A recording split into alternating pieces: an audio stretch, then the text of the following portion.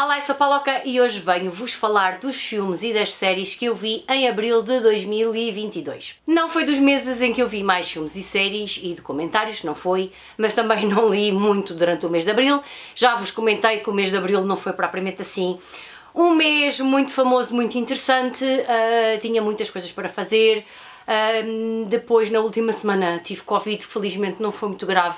Tive gripe já bem piores no passado, portanto não foi assim muito grave. Tive 4 dias de febre, mas não foi assim febre muito alta. Tive um dia com o nariz entupido e tive alguma tosse seca, mas também muito pouca. Portanto, não foi assim uma Covid assim muito chata, felizmente. E agora estou com outro problema, porque como está imenso calor, hoje estão 30 graus aqui em Badajoz, está imenso calor, portanto agora andam os pólenes no ar. E eu, como tenho rinite alérgica, estou com esta voz fanhosa, continuo com esta voz sexy e fanhosa, mas é assim, o calor vai continuar, por isso eu não vou parar de gravar vídeos, apesar de achar que a minha voz não está nada interessante, não gosto nada de me ouvir assim fanhosa, mas é o que há, por isso sem mais demoras eu vou-vos contar aquilo que eu vi em abril de 2022. Comecei o mês de abril com um filme. Comecei o mês de abril com o filme Frida.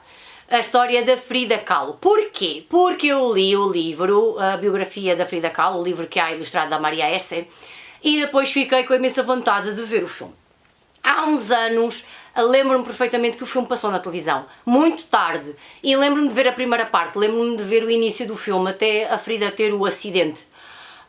E depois já não vi mais porque era muito tarde, eu tinha sono, e estava a gostar da história, estava a gostar da interpretação da Salma Hayek, que acho que era assim uma Frida até muito engraçada, muito gira, muito mais gira do que o original, mas o marido dela então, era pavoroso na vida real. No filme também não era que se fosse assim muito bonito, mas na vida real ele era mesmo pavoroso e mesmo feio para caraças.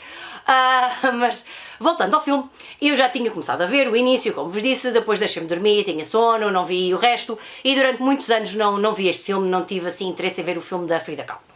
Mas como li agora o livro no mês de abril, foi a primeira leitura do mês de abril, que depois vos falarei quando falar das leituras do mês de abril, resolvi ver o filme. Gostei muito do filme, gostei muito daquele ambiente do México, gostei muito da história da Frida Kahlo, uma história muito sofrida, muito triste. Ela teve imensos problemas de saúde. O marido dela, como já vos disse, também não era propriamente flor que se cheire, era feio que se farta, mas também não era flor que se cheire, mesmo sendo feio. Tinha por ali mulheres a dar com pau, não o largavam, ele também não as largava a elas, porque aquilo não podia ver um rabo de saia. Portanto, eu gostei muito de ver o filme, gostei mesmo muito de ver o filme da Frida Kahlo, gostei muito de ver a interpretação da Salma Hayek.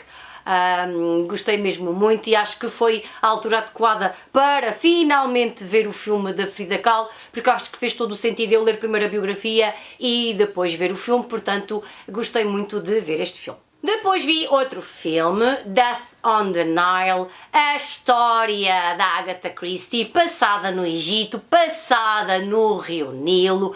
Eu já tenho aqui um vídeo no canal onde eu falo da leitura, neste caso do audiobook que eu ouvi da morte no Nilo. Vou deixar aí o card e também na caixa de descrição. Também tenho fotografias da minha viagem ao Egito e eu estava muito curiosa com este filme, apesar de eu não gostar deste Poirot, deste Kenneth Branagh a fazer de Poirot. Não é propriamente um Poirot muito interessante, aquele bigode é medonho. Tenho que dizer mesmo, explica no filme porque é que ele usa aquele bigode, mas aquele bigode é simplesmente medonho, horroroso. Eu gostava mais do Poirot das séries, do David Suchet, ou como é que se pronunciou o nome do senhor. Gostava muito mais desse Poirot das séries. Este não é que me entusiasma muito, mas como o filme era passado no Egito e eu gostava muito desta história, eu gosto muito da história da morte no Nilo, tive curiosidade de ver o filme. O filme não foi gravado no Egito, foi grande pena minha. Eu logo quando vi a primeira cena das pirâmides com as fins e o Rio Nilo logo ali ao lado, portanto aquilo não é nada daquilo, o Rio Nilo não está logo ali virado para as fins, não está. Trouxe-me à memória a minha viagem ao Egito e por isso é que eu tive curiosidade em ver o filme, e também foi interessante porque há aqui algumas modificações no filme que não são bem assim no livro, por isso há aqui personagens novas, há aqui um bocadinho da história que não é bem igual. Eu lembrava-me perfeitamente do crime, da motivação para o crime, de quem tinha cometido o crime, mas há por aqui algumas alteraçõezinhas. Eu gostei dessa parte porque não é exatamente igual ao livro. mas fica um bocadinho desiludida com os cenários, não é? Porque é tudo gravado com aquele verde por trás, e depois puseram lá o Egito por trás, portanto fica um bocadinho desiludida com essa parte. E, como vos digo, o bigode do Poirot é a coisa mais feia, mais medonha, mais horrorosa que alguém se lembrou de criar. Não gosto nada, mas gostei da história em si, gostei destas alterações e gostei muito de revisitar este Egito criado ali com o cenário por trás, mas gostei de revisitar este Egito e de me lembrar de tudo aquilo que vivi ali, das experiências que tive maravilhosas, porque era uma das minhas viagens de sonho.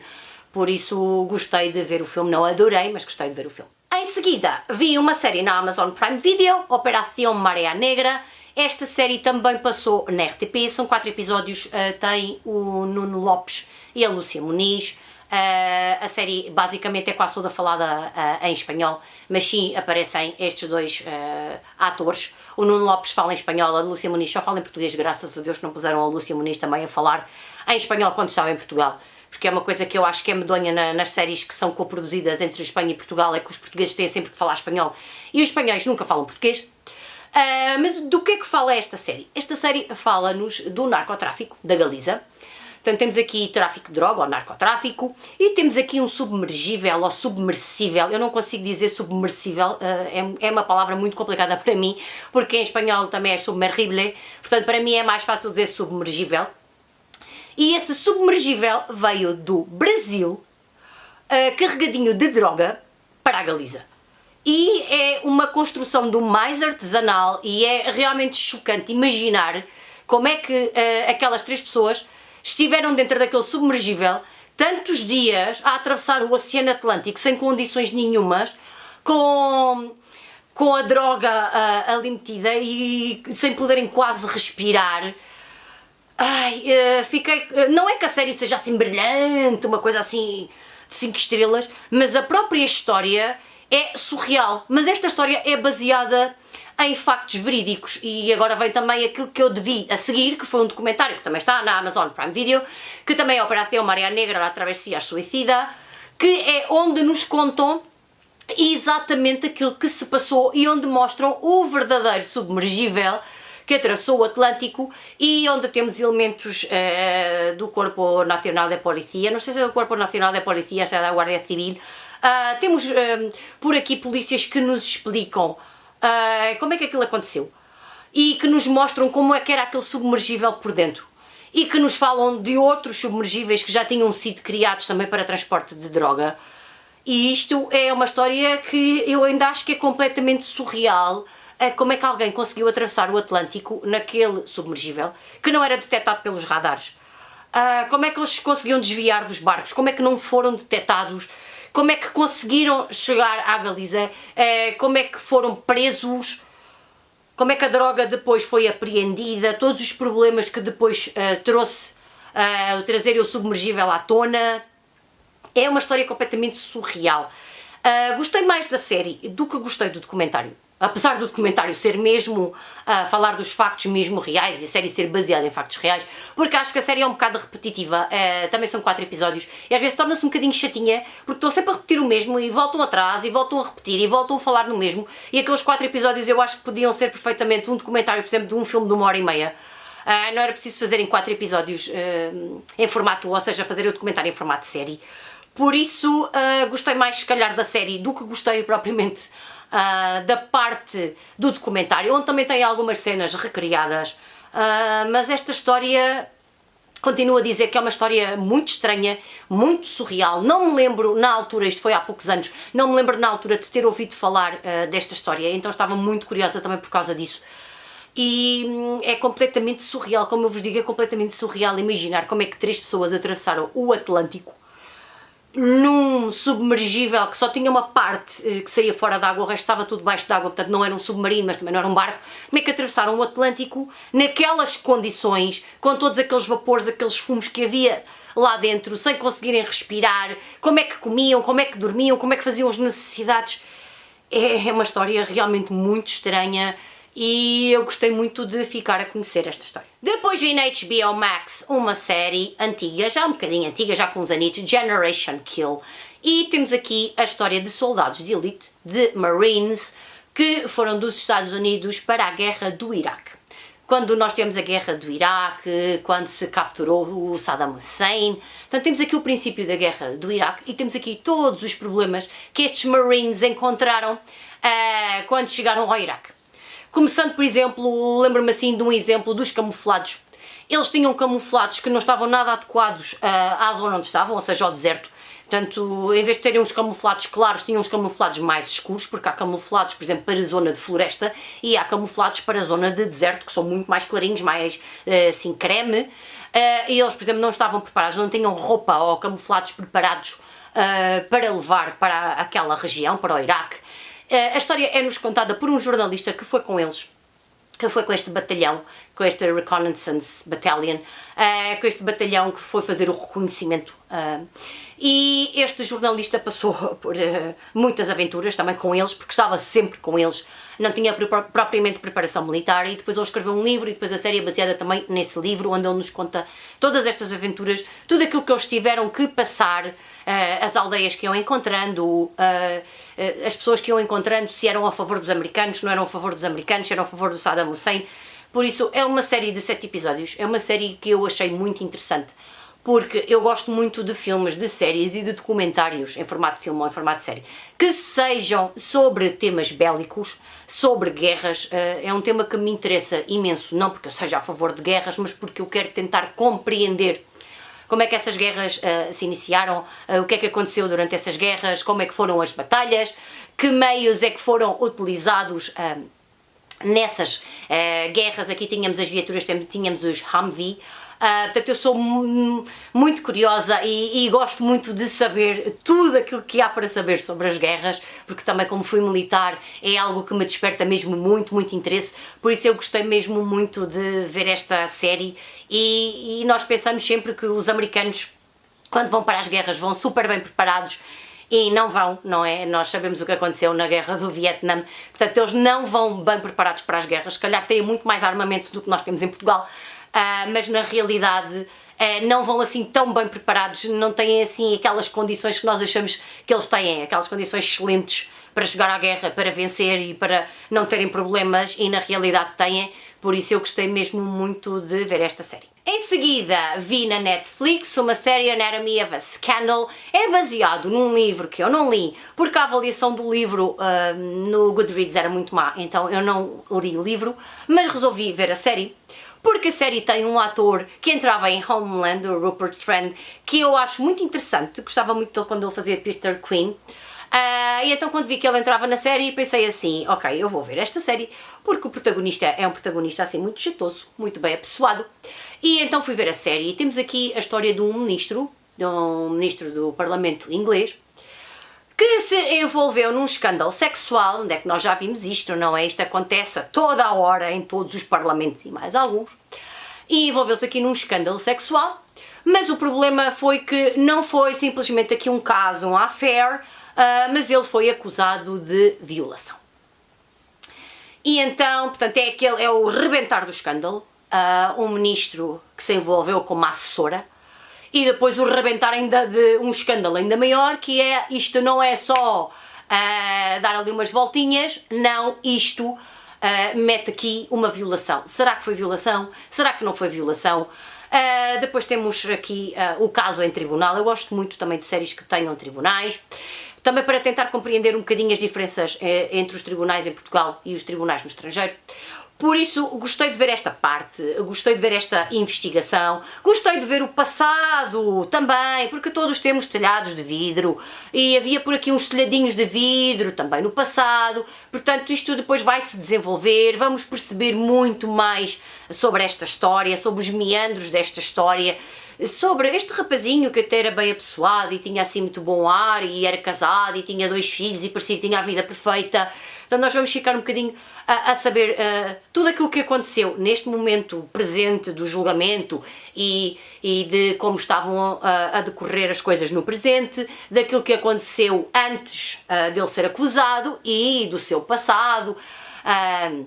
Eu gostei mesmo muito desta história, eu gosto destes escândalos, quando metem assim figuras dos governos, eu gosto destes escândalos, acho muito interessante ver, porque normalmente, pelo menos quando é no estrangeiro, eles demitem-se logo e vão logo para os jornais explicar-se, justificar-se ou pedir desculpa, não tem nada a ver com a atuação que os ministros têm em Portugal. Por isso eu acho sempre muito interessante ver estes casos de ministros e apesar disto ser uma história de ficção, podia ser baseada em muitos casos verídicos que já aconteceram por esse mundo fora, por isso eu gostei de ver esta série. Para terminar o mês de Abril, eu vi na Apple TV We Crashed, uma série com o Jared Leto e com a Anne Hathaway, uma série que conta uma história verídica, portanto isto é baseado em factos verídicos, e conta-nos a história de um casal que construiu uma empresa chamada WeWork, que era uma empresa de espaços de trabalho partilhados, portanto eles tinham um espaço e depois disponibilizavam secretárias, computadores,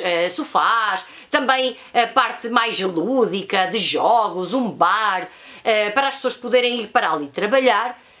E aquilo que eu achei mais interessante nesta série foi que esta empresa era construída quase a partir do nada, aparecem investidores.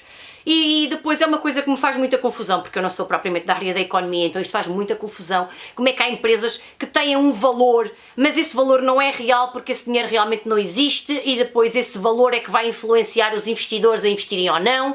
Como é que eles tentavam conquistar os investidores? Que histórias é que lhe contavam?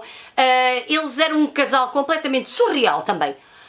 Segundo eles, aquela empresa pretendia elevar a consciência mundial. O que é que será que isto significa? Eu acho que ninguém sabia, senão eles os dois. Era tudo bonito. A nossa empresa quer elevar a consciência mundial. Pois. E uma data de problemas, como vocês devem imaginar. O caos. Portanto, a empresa chamava-se WeWork, a série chama-se We Crashed. É baseada num podcast com esse nome, portanto, We Crashed. Portanto, dá logo a entender que aquilo não deu bom resultado. E então adorei ver esta série, porque não sabia nada sobre esta empresa, mas como esta empresa, de certeza que há imensas empresas criadas assim, com estes dinheiros, com estes investimentos, por isso eu gostei de perceber também essa parte da economia e gostei de conhecer este casal. Ela é prima da Gwyneth Paltrow e gostei de conhecer este casal, de conhecer estas ideias mirabolantes que eles tinham, como é que eles conseguiam que alguém investisse naquela empresa, porque aquilo realmente lucro não dava nenhum, e as ideias que eles tinham. Depois fizeram também um acampamento para os funcionários, completamente surreal. Só para vocês terem uma ideia, também uma das músicas que eu gostava de ouvir era o Roar da Katy Perry.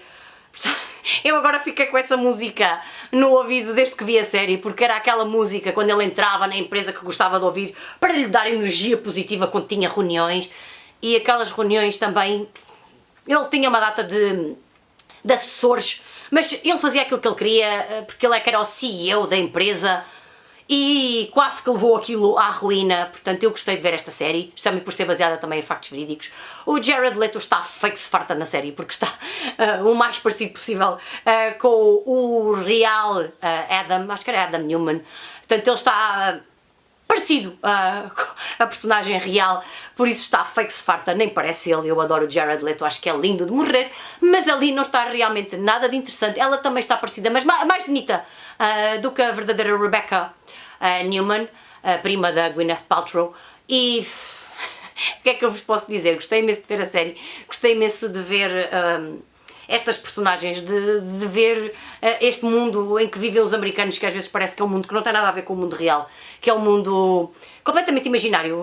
Estas empresas também, depois, quando têm estes financiamentos que existem, que não existem, quando estão avaliadas em bilhões de dólares, depois são chamadas também empresas unicórnio. Portanto, eu acho que isto tem muito a ver também com os unicórnios, quer dizer, é aquela coisa que não existe, mas não existe, mas é imaginária. Então achei esta série completamente surreal, gostei bastante e foi assim que eu terminei o mês de Abril. E foram estes os filmes, as séries e os documentários que eu vi no mês de Abril. Não vi muita coisa, mas aquilo que vi foi interessante, aprendi imenso. E para mim isso é o mais importante do que ver imensas coisas, é tirar aprendizagens daquilo que eu estou a ver. Por isso gostei imenso daquilo que vi no mês de Abril. Digam-me nos comentários se já viram algum dos filmes, ou das séries, ou dos documentários, porque eu vou gostar de saber tudo aqui na caixa de comentários. E não havendo mais nada para vos contar, eu vou me despedir. Um grande beijinho e até ao próximo vídeo. Tchau!